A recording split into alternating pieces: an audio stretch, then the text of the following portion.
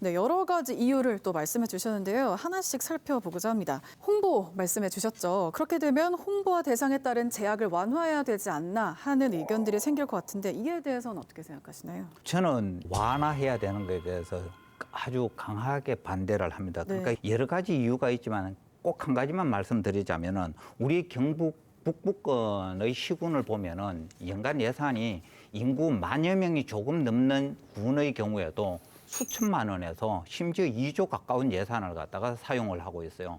그럼 우리 경북 북부권의 기업들을 생각해 보면은 매출 수백억 회사도 찾아보기가 굉장히 힘듭니다. 그런데 기부 대상자를 갖다가 늘리고 기업이라든지 개인 기부 금액도 올리게 될 경우에 과연 지자체를 상대로 사업을 하시는 업체들이 기부금을 안 내고 견딜 수 있냐는 것이죠. 그러면 기부금을 내는 게 무슨 문제냐 하면은 가령 납품 금액이 올라가야 될 거 아닙니까? 그다음 공사를 할 경우에 공사 금액도 올라갈 거라는 것이죠. 다른 말로 표현을 하면은 아랫돌 빼서 윗돌 개는 이런 소탐 대실에 우를 범할 가능성이 훨씬 더 높다. 겨우 뭐 이래 한 석 달 100일 남짓 운영해보고 완화를 해야 된다라든지 어떤 혜택을 다시 좀 줘야 된다라든지 이렇게 이야기하는 건 너무 과한 반응이다. 저는 편집장님하고 생각이 좀 다른 게 지금 현재 고향사랑 기부제에 대해 이게 법에서 규정하고 있는 홍보 방법은 저는 전면적으로 개선이 되어야 된다고.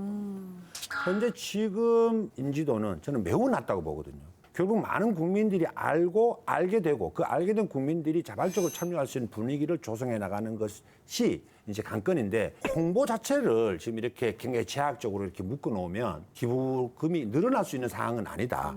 물론 이제 기부금액의 한도에 대한 부분은 우리가 좀 사회적인 공론을 좀 거쳐야 될 필요성이 있다고 보지만 홍보 방법은 이거는 저는 지금 가장 빠른 시간 내에 이거는 개선을 해야 된다. 제가 23개 시군의 홈페이지에 어떤 식으로 홍보가 되었는지 다 들어가 봤는데 다 어렵습니다. 울진하고 영양 정도가 화면을 켜면 고향사랑 기부 배너가 뜹니다. 그럼 거기에서 고향사랑 이름으로 바로 들어갈 수 있도록 홈페이지를 구축을 해놨는데 대부분의 지방 시군에서는 그렇지가 않습니다. 심지어 내가 유선으로 확인하려고 해도 전화번호가 적혀 있지 않는 시군이 대부분이었거든요. 이런 식으로 해서는 고향사랑 기부제가 여기서 한 발짝도 더 나갈 수가 없다.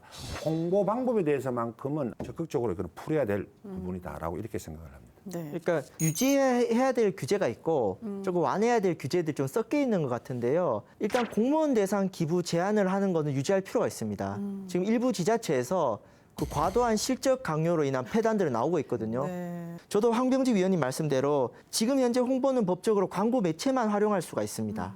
그러니까 대면 홍보가 안 됩니다. 그리고 동창회랑 향후에서 안 됩니다. 그래서 안동시장님이 재경 안동 향후에 가서 축사하면서 여러분들 모금 좀 많이 해주세요라고 하는 것도 안 돼요. 엄밀히 말하면 법적으로 문제가 생길 수 있기 때문에 좀 이런 부분들은 좀 사회 통념상 좀 풀어줄 필요가 있을 것 같고요. 다만 그 아까 유순 위원님 말한 기업에 대한 기부 문제 같은 경우는 향토 기업 같은 경우는 좀 문제가 될 수 있을 것 같습니다.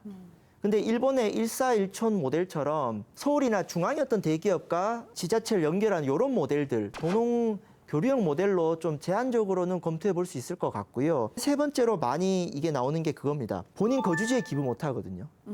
선거에 활용될 수 있다는 측면이 있고 그다음에 답례품 공급업체가 다 그 동네 아는 사람이잖아요. 그러니까 여러 문제들이 있는데 일본의 같은 경우는 내 고향에는 기부할 수 있습니다. 대신에 조건이 있습니다. 네. 답례품 제공을 받을 수 없어요.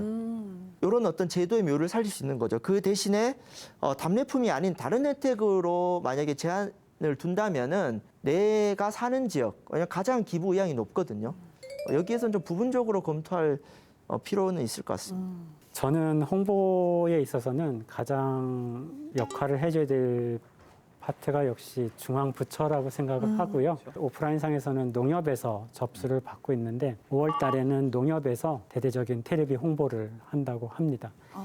개별 지자체에서 하기에는 좀 한계가 있을 것 같고요. 아직 초기 단계이기 때문에 대중들이 쉽게 접할 수 있는 그런 방법을 통해서 중앙부처에서 그다음에 농협과 같은 기관에서 함께 홍보를 해주는 것이 좀 효과적이다라고 생각을 하고 있고요. 일본에서도 사실은 초기에는 자기 주소지에 못하게 했습니다. 그러다가 나중에 자기 주소지도 하게끔 했고요. 홍보와 함께 같이 가야 될 부분이 사실 이제 이 절차적인 부분일 것 같습니다. 간단히 기부를 하고 싶은 사람도 모든 절차 때문에 못하게 되는 네. 그런 상황이 벌어지거든요. 그래서 개인 주민번호, 그다음에 공인인증까지 다 받아야 이 절차가 다 끝나기 때문에 특히 이제 고령자분들은 상당히 접근하기도 쉽지 않은 그런 부분이 있어서 이런 것들을 좀 종합적으로 고려를 해서 단순 기부자와 또 세액공제까지 받아야 되는 사람과는 좀 기부 프로세스나 이런 것들을 좀 이원할 필요가 있지 않겠나 이런 생각을 하고 있습니다.